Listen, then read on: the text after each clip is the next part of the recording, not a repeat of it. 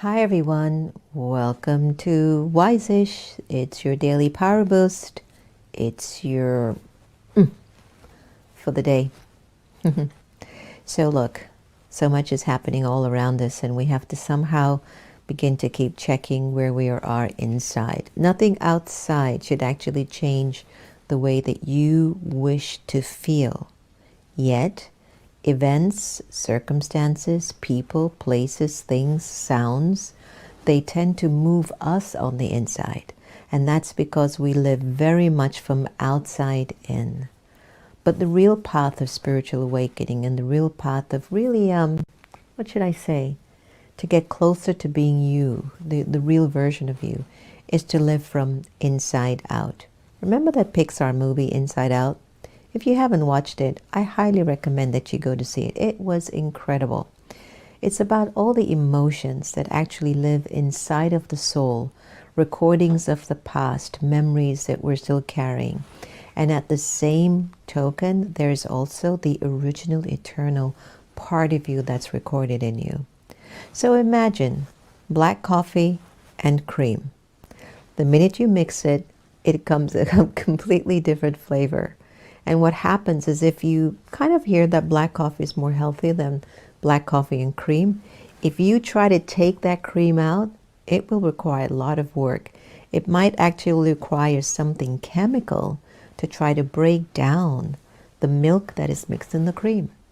So what has happened to so many of us over a long period of time is the original qualities of the soul, the power of the soul, the wisdom of the soul, the integrity of the soul, the enthusiasm of the soul, the visionary in the soul got mixed with the algae.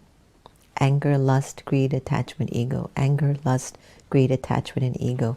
And when that sort of mixed into my personality, it became a kind of a perfect blend. But when situations and circumstances occur in our lives where we don't feel happy, we don't feel successful, we don't feel fulfilled, it's because this energy is lurking in our consciousness. And when this energy lurks in the consciousness, it changes the whole flavor to life. Imagine just for a little bit, what would your life be like without a trace of anger in your personality? Give it some thought. Tick tock, tick tock, tick tock. Can you visualize how you would be if you had absolutely not even a trace of anger in your personality?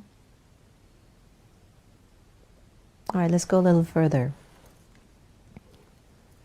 What would your personality be like without a trace of ego in your personality? And what is ego? An attachment to a false sense of identity. So release that. Try. I know it can be a little difficult, huh? It's like trying to remove the milk from your coffee, right? What would you be like without arrogance? How would you feel? What would you think? How would you speak? What would be your fragrance as a person when you walk into a room and there's absolutely no trace of anger or ego in your nature, in your vibrations? How do you think you'll be embraced by the world? It would be sweet, wouldn't it? It would be absolutely incredibly sweet. So what's our journey about? It's about really sifting out this vibration and moving this energy out. And like I was saying, you might need a chemical to enter into that cup of coffee mixed with milk to get to separate the milk.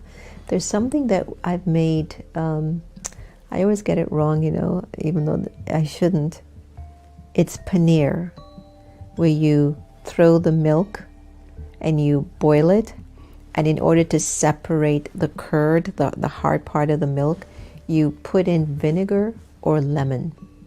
And what happens is that the milk starts to move away, and wherever the extra liquid is, that goes to one side, and then the milk starts to harden up, becoming the curd, and you take your cheesecloth and you take that out, and you get paneer. It looks like cheese. In the same way, in order for you and me to get rid of the energy of ego or the energy of anger, we're going to need to pour some remembrance of God, the Supreme, in our consciousness. When we start to think about the energy of the divine, it really starts to separate the intensity of the algae that is eating away at the essence of the personality. And so the more love that you start to feel from the energy of God, and you let it keep seeping in and seeping in and seeping in, it's like this just starts to go to the side, and then you can take the richness of who you really are. And what we need now more than ever is remembrance of the one above. Because right now it's so painful to witness, whether it's a relationship, whether it's a health issue, whether it's a political issue, whether it's racial tension, whether it's financial tension, there's some suffering or something going on. There's going to be some form of discontentment or a sense of not feeling purposeful, or maybe feeling bored, maybe feeling a little bit lost, uncomfortable. But until we become vertical, so once you go up, right? Once you go up, right? And then really begin to take power from God, that's really the trick. So what's horizontal, Santosh? Yeah. What's vertical? Yes, let me get that clear. And that's what happens to us actually, everyone. Sometimes we miss up. We actually begin to think algae is really the right way versus the original self. Every time you come from this place, you're going to find some sort of a suffering. But when you go this way, that's your medicine. That's your cure. That's where the power starts to come in. And it starts to absolve and melt away all of that negativity that is still so rampantly expressing itself through the way we think about ourselves, speak through ourselves, deal with each other, have relationships with each other, the choices that we make. Imagine what your choices would be like if there was no influence of ego, attachment, or even anger. What would be your decisions? Think about it. The world needs wisdom now more than ever. We need discerning power. We need wisdom. We need our powers back. We need love. And all of those treasures are inside, not out. And if we can percolate those feelings inside, then whatever's happening on the outside, I just might be the person who can influence something on the outside, rather than waiting for the outside to change so I can feel the influence of its goodness. So let us practice on this special day to live more from the inside out and not outside in. Let us begin to have a deep link, a deep connection to the divine, so that we can absolve all the limitations, all the negative things that are holding us back. And let us begin to remember that there's nothing more beautiful than to have a personality that's peaceful, that's pure, that's happy. Thanks so much for joining us for Wise-ish today.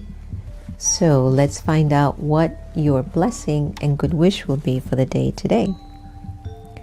Today it says that you are an embodiment of light, and through your elevated stage, you show the path to others.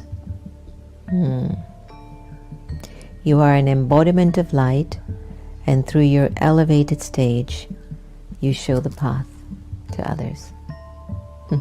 Thanks again for joining us on Wise-ish. You be well, take care, and have a wonderful day. We find our nation on a precipice, true tipping point. Is this the moment that will finally change our country? Trying to rain on the thunder.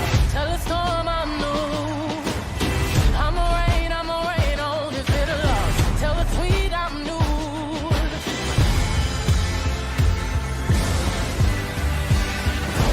It's not a broken system. It was built to function exactly as it is. We must respond with bold action. This is our country, too. We can build new systems that do what they should.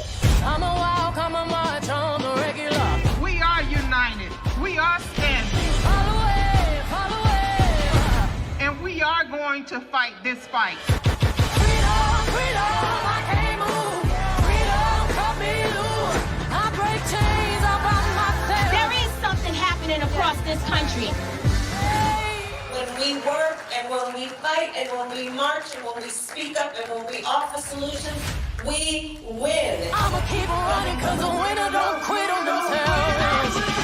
It's always the right time to celebrate women and black women in particular. It is an opportunity to show the nation and the world that we will act. It has been an inspiration. You have the choice, and it is that choice that gives you power. Vote. Vote like your life depends on it, because it does. That is what we need next. Action.